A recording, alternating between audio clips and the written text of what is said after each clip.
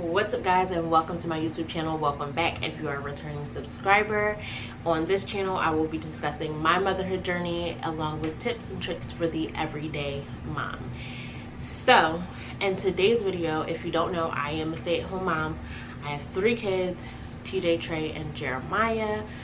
Trey and Jeremiah are twins, and I want to say I've been a stay-at-home mom like exclusively probably for about a year and a half. 4 things that you should do before becoming a stay-at-home mom, if you can.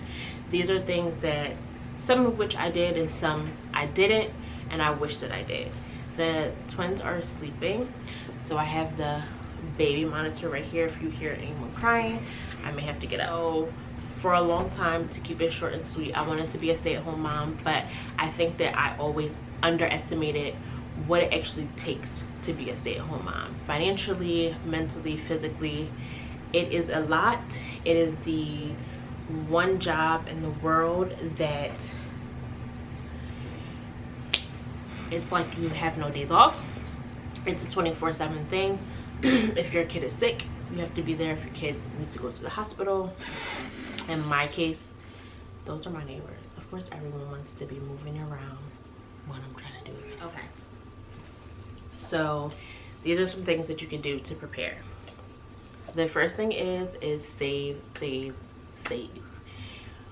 Ooh. Depending on your situation, but in my situation,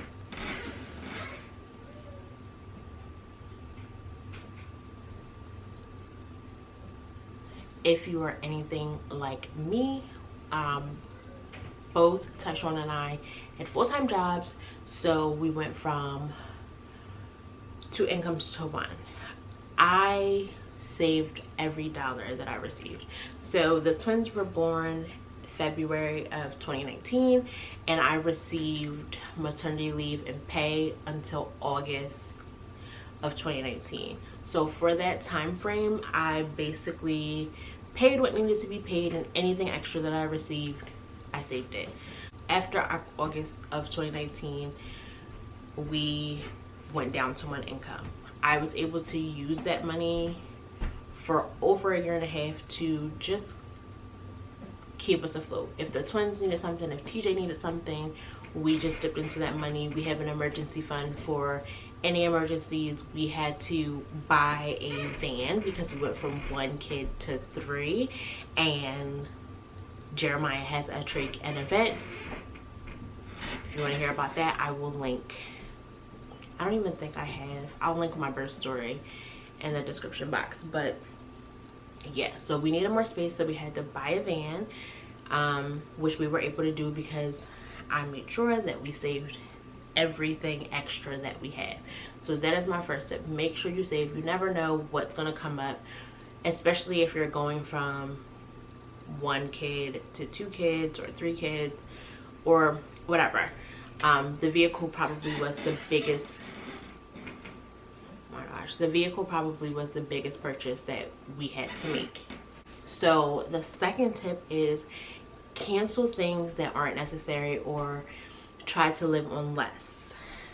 This is something that I wish we had done because we probably could have saved more money. When I say things that aren't necessary, I mean like cable, your Apple Music subscriptions, excessive eating out, and all those things. We still have cable because Tyshawn will not get rid of cable, but after reviewing like my 2020 2019 financials, we definitely ate out a lot, and that probably was because we had 1 kid in the hospital and 2 kids at home. So it was a lot of back and forth, and it was very stressful to say the least. So I would cut out anything unnecessary that you don't need or that you think you can go without, i.e. cable, Apple Music. If you're paying for Pandora, we have lots of subscriptions these days. Yeah, get rid of those, and it may not seem like a lot. It just adds up.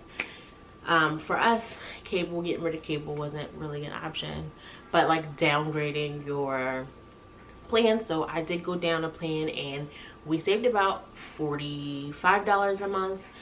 So yeah, do that. All right, my mom knocked on the door, so I had to stop.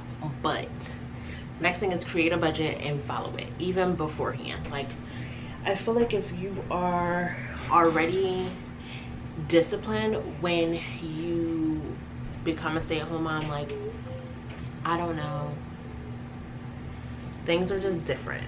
You really have to be good with your money and be mindful of what you're spending money on, if it's actually worth it, you know, things like that.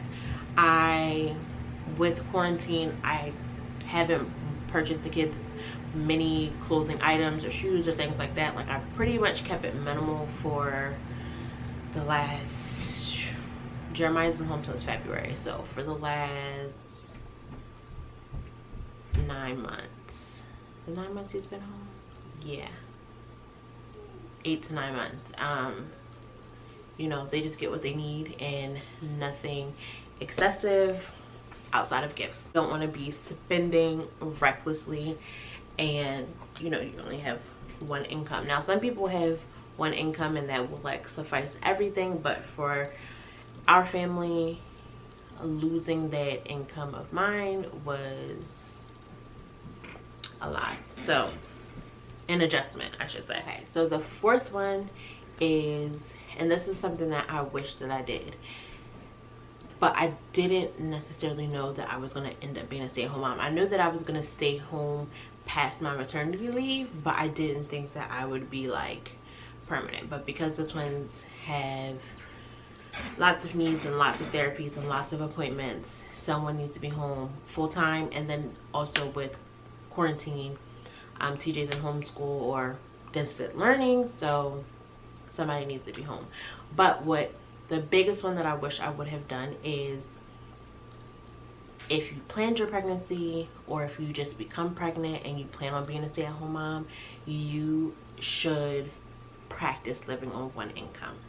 Literally, whoever's going to stay home, whether that be mom or dad, completely cut their income out and just live off of the one person that's going to be working, their income, and then save all of whatever you make. Because A, it's going to make for an easier transition when you actually don't have that money, and then B, it ties back into number one, is saving more money.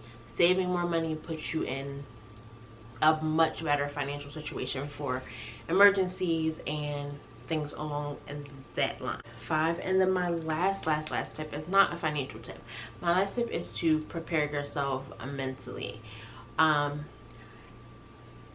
Watching other YouTube moms, I thought that being a stay-at-home mom was going to be unicorns and ice cream. Like, I was gonna wake up in the morning, go grab a Starbucks, take the kids to the park, and obviously my situation is a little bit different. A, because of quarantine, and B, I have children that are medically complex. So even if coronavirus wasn't a thing and we were just in flu and RSV season or not, I have to be very careful of them getting sick because of their lungs. So that's definitely not it. And then I thought that we were going to just jump into this great routine at home. It's not always what you think it's going to be. So preparing yourself mentally, developing like a good self-care routine, knowing what you like to do, doing those things before you get pregnant, or not before you get pregnant, doing those things before you give birth in a routine and making it just a part of your everyday life will be easier to incorporate it once baby comes and you're a stay-at-home mom. Because being a stay-at-home mom is, like I said earlier, it's all day, every day. Don't get me wrong, it is beautiful. I don't miss any moments with my children. I get to see all of their first, and I absolutely love that part of it. But mom burnout is real. That's it. And I learned that when I look good, I feel good. So if I do my hair and I get up in the morning and get dressed like I did today, and I'll just put on yoga pants, I have on jeans, real jeans today, that makes me feel better. When I do things just for me, like typically my mom and I would go out and we would just go shopping or window shopping and just doing things that I enjoy, and YouTube and Instagram and connecting with other mothers, one of the biggest things that I enjoy. So I intend to be more consistent on YouTube, and I'm consistent on Instagram. If you don't follow me on Instagram, go ahead and do so. I will leave my link in the bottom, and you can see cute pictures of the kids there. So yeah, those are my top 5 things to do.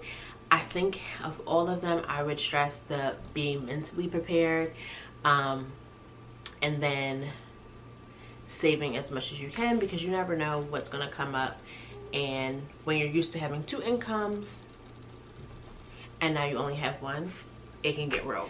Thank you so much for watching the video. If you made it all the way through, before you leave, don't forget to hit that like button down below and hit that little red subscribe button so that you don't miss any of my future uploads.